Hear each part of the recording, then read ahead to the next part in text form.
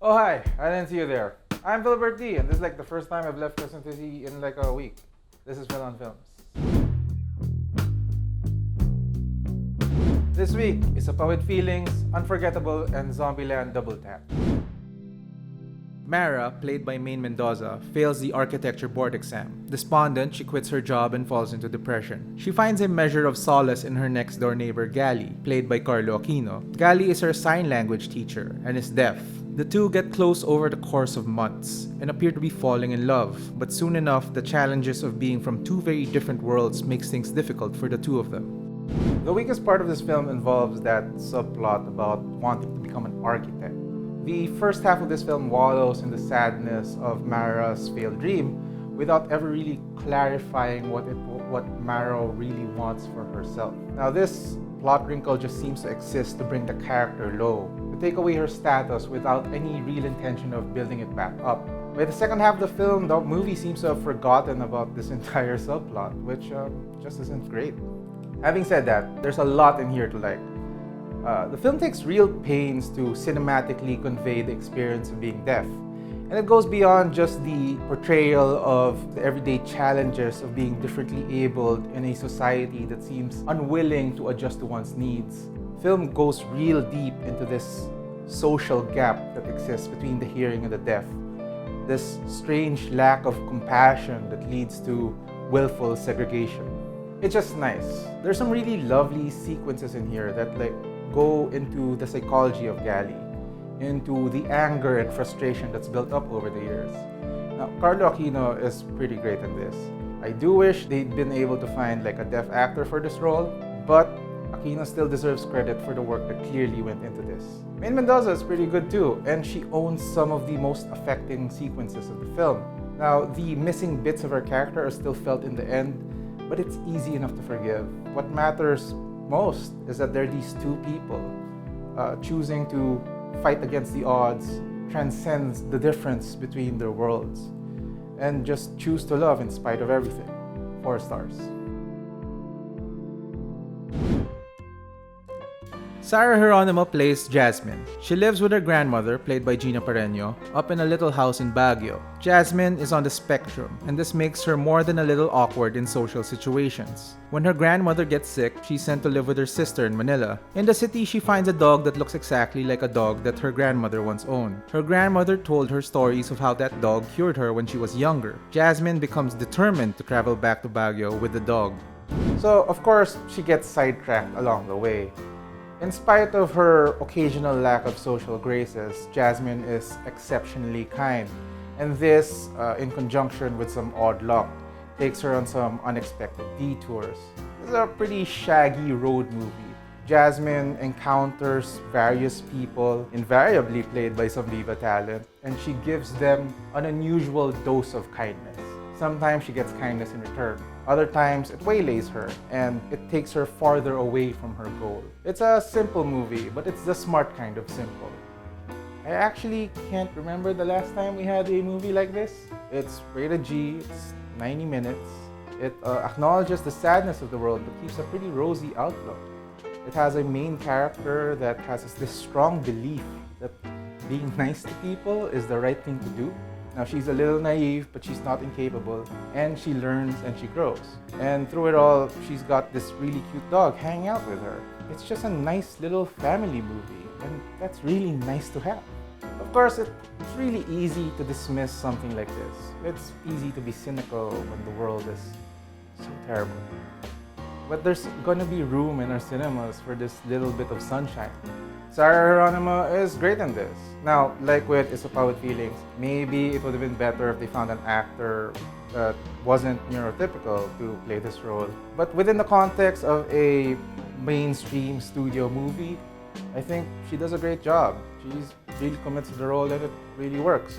Also, that dog is really cute. Now, if you're a Filipino family that's been jaded with local family offerings, which tend to involve Vice Ganda or Vic Soto, and I think you should seek this movie out. This might be the movie for you. 4 stars. Time to nut up or shut up. Woody Harrelson, Jesse Eisenberg, Emma Stone, and Abigail Breslin return as Tallahassee, Columbus, Wichita, and Little Rock. The film picks up a few years after the last one. The quartet has settled into the White House, but Wichita and Little Rock, feeling a little cooped up, decide to leave. Little Rock goes off on her own, hooking up with a hippie they meet on the road. Her friends then go off to look for her. You don't have weed, do you? Do I look like the type of person that would have weed? I'm sorry. Boom. Yeah. Zombieland came out in 2009. The sequel, in trying to capture the spirit of the original, feels like a movie from that time. Now, this is a double-edged sword. If you are, for example, an ardent devotee of the first movie, then you might enjoy this active throwback. If you are, on the other hand, someone who's moved on from the weightless snark of the 2000s, then you might feel that this movie is a little outdated. Time to nut up or shut up. That saying's very 2009. It's a lot more of the same. The characters have grown on paper, but the plot actually takes them back a few steps. It builds the world up a little bit more, but it doesn't actually open up the world of the characters who don't adapt to anything that they encounter. It introduces a new type of zombie, but functionally it doesn't really change things when it comes to killing them. It may take more bullets, but it's still just the same kind of blunt violence. At one point, the film acknowledges that the dynamic between these characters can feel a little mean, but it doesn't really do anything to fix it. This really just points to how much the appeal of this film is reliant on the charisma and chemistry of this cast. Lesser actors would probably make all this snarky banter feel unbearable. Now, it isn't really bad in the end, but in 2019, it just isn't anything to get excited about. 3 stars. Hello, let us answer a question. Rick Zantua on YouTube asks, how do you discern the theme in a movie and how could you tell whether the movie succeeds with its theme exploration or otherwise? Are symbolism necessary in such matters? This is a very difficult question, and you may as well have asked me, what is film criticism? Because that's really what it is. Look, discerning the theme is really all about that goes back to literary theory and literary criticism. It's just really trying to see what all the elements of a work are pointing to. If a filmmaker is good, all of its different elements, from story to even like film language, to even how something is edited, should point to a theme. This is called formalism. The form of a work should contribute to this overall portrait of something that the author is trying to convey. Now, how to do that is mostly through being somebody who looks out for it. Now, I'm not saying that like every filmmaker really is like thinking about putting together a theme, because some filmmakers are bad or some filmmakers don't care. But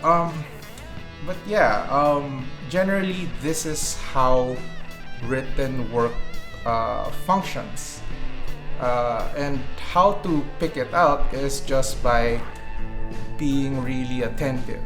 And I'm not even saying that what you pick out might be what the filmmaker is intending. I certainly don't believe that the filmmaker's intention actually matters when it comes to your reading of the film. What matters is how you read it. You bring your own personal experience to it. With film criticism, my whole thing has always been about applying your personal feelings towards what you're seeing.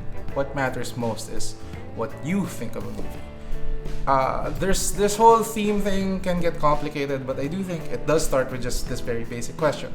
Why?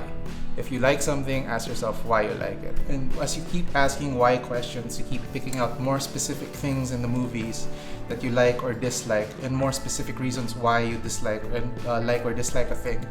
And from that, you start being able to parse this language of cinema and parse the theme of a movie. Is symbolism important? Nah, not really. Who cares? We all read symbols differently anyway, so we might pick out different themes from it. But yeah, if all you're trying to do is figure out what the theme of a movie is, it's really about self-reflection and asking yourself over and over, why something is like that, why you think that doesn't fit, why something fits, why something doesn't fit, what overall picture you're trying to get from a film. And what really matters is what you think.